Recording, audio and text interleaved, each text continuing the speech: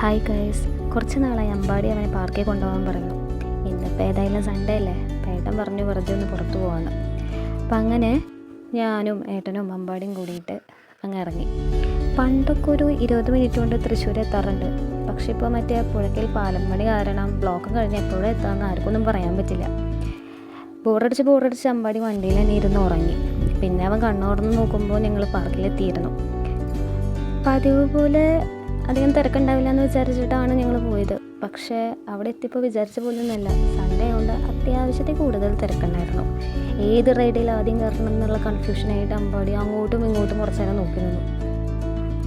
അവസാനം അവൻ തന്നെ തീരുമാനിച്ചു, ഈ അറ്റം മുതൽ ആ അറ്റമല്ലേ, എല്ലാ റൈഡിലും ഓരോ പ്രാവശ്യം കയറാമെന്ന്. ഒരു 6 മണിയായപ്പോഴേക്കും ചെറിയൊരു മഴച്ചാറ്റലൊക്കെ. അപ്പോൾ പിന്നെ മനസ്സോടെ വീട്ടിലേക്ക് തിരിച്ചു പോന്നു.